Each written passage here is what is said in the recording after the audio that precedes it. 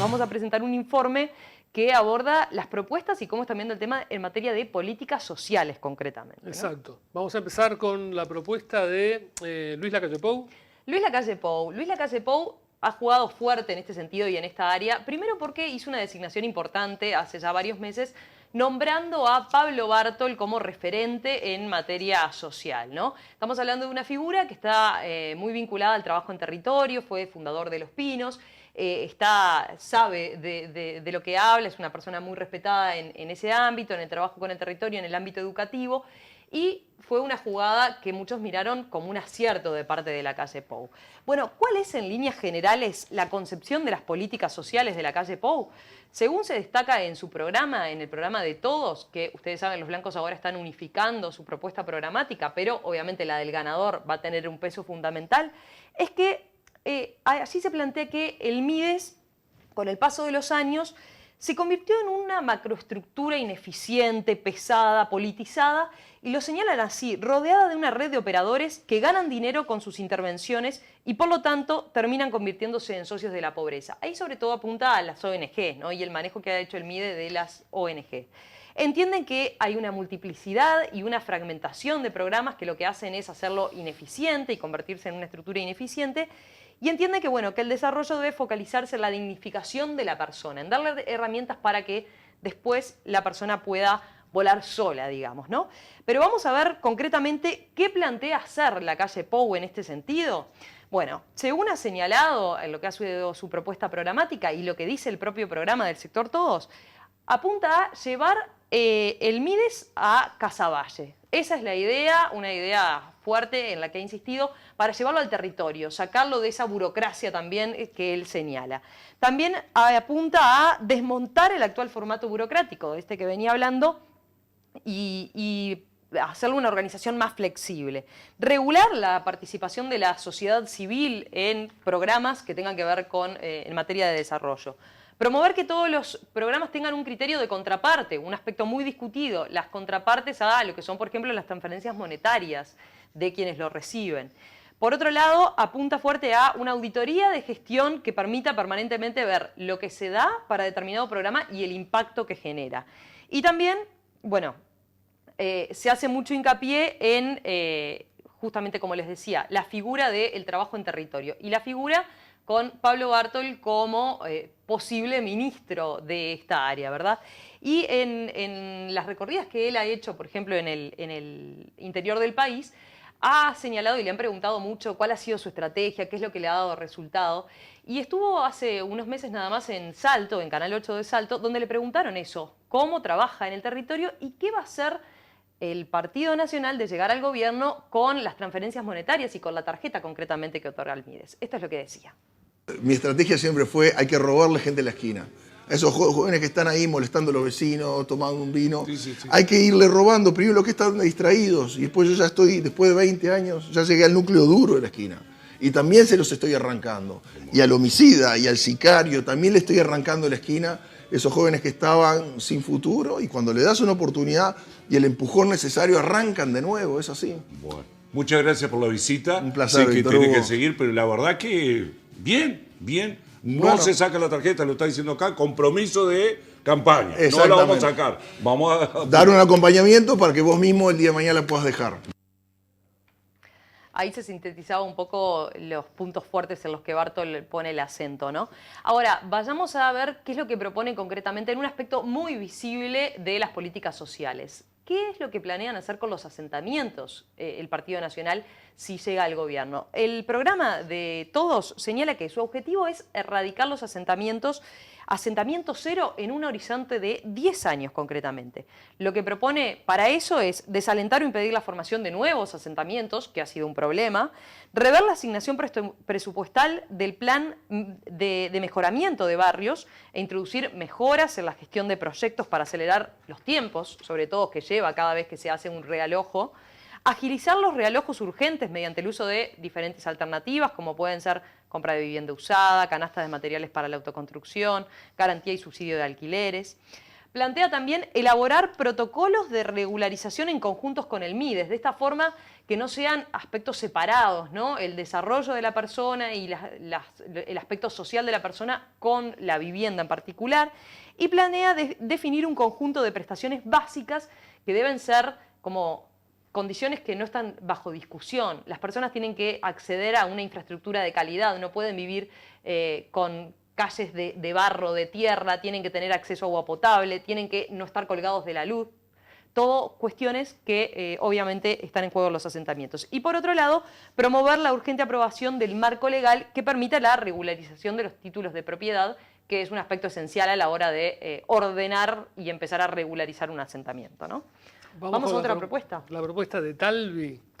Talvi y su grupo lo que sostienen es que Uruguay vive una situación de fractura social, que es un país fracturado, que hay 164.000 personas que viven en asentamientos y que eso se refleja en altos índices de criminalidad y también en el desfasaje entre la educación que reciben los sectores más bajos y la educación que reciben los sectores más altos.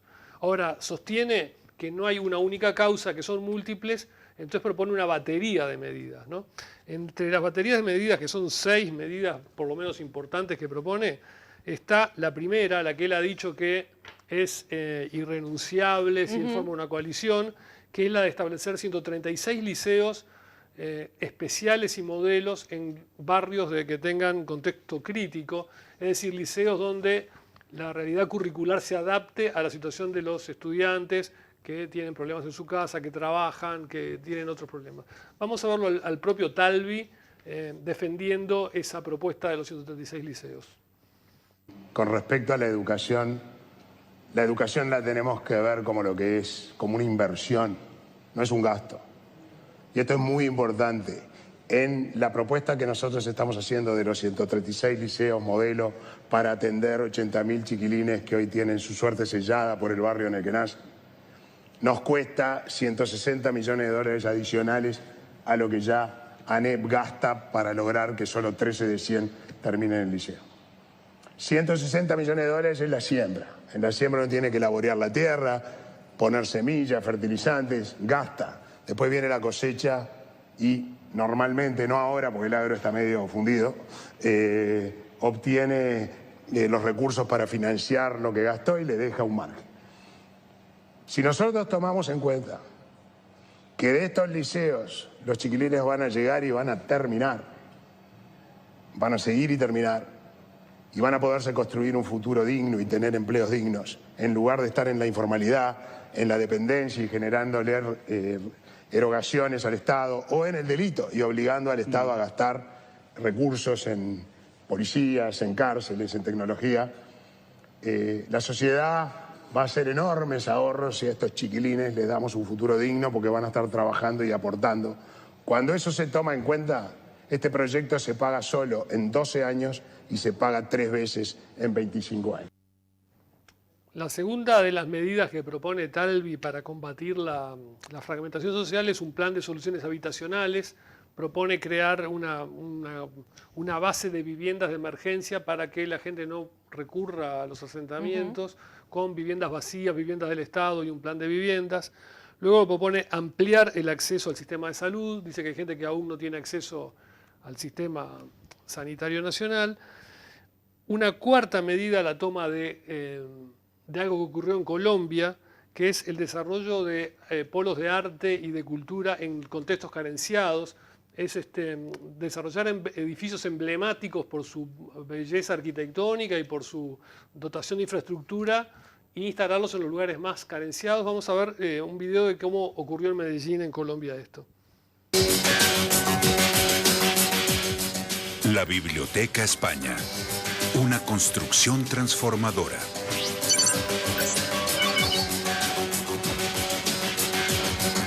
Vamos a construir un espacio público nuevo. Vamos a romper con la idea de que las cosas bonitas son para los ricos, sino lo más bello para los más humildes. Arquitectura de alto impacto en un terreno de alto riesgo. Y al inicio, cuando íbamos a hacer el proyecto, casi ningún ingeniero quería hacer el estudio de suelos y el trabajo de cimentación del edificio. La selección del lugar, o sea, dónde hacer la biblioteca, era tal vez de las decisiones más importantes. Una biblioteca ubicada en una alta pendiente, son suelos de derrumbes. Es el peor sitio en términos de oferta geológica, pero el lugar donde el impacto social y político del edificio era mayor. En el riesgo está la posibilidad de construir un país mejor. Si no asumimos riesgos, nos morimos. Es decir, lo que propone es hacer este tipo de edificio revolucionario y emblemático por su valor en los peores barrios, ¿no? Con una inversión importante en esos barrios más carenciados. Es en parte el mismo razonamiento que llevó a hacer las plazas de deportes en los barrios carenciados en este gobierno. De convivencia, pero llevado a otro nivel de inversión, ¿no? A otro nivel de inversión y de impacto, ¿no? También propone un plan de apoyo a la primera infancia, diciendo que generaciones de uruguayos están condenadas a un mal desarrollo porque en la primera infancia no han tenido el cuidado que deberían tener. Y también propone crear, esta es una idea que como la otra la tomaba de Colombia, esta la toma de Francia, lo que llama los centros de atención integral. Dice que hoy el Estado tiene mucho programa social, pero disperso y desconectado, y que la gente en los barrios muchas veces ni sabe a dónde recurrir para encontrarlos o los derechos que tiene. Lo que propone es tomar una idea que existe en Francia, que tiene un nombre francés, que son las Maisons de Service au Public, si se dice así, donde en esa casa funcionan coordinadamente 6, 7, 8 servicios del Estado. Propone crearlas acá, que la gente pueda ir ahí y ahí tener al MIDES, a la Dirección de Registro Civil, a Antel, a todo lo que pueda necesitar para empezar, al INEFOP, para ver qué curso puede reciclarse de trabajo, al Ministerio de Trabajo. Vamos a ver un video de cómo es en Francia.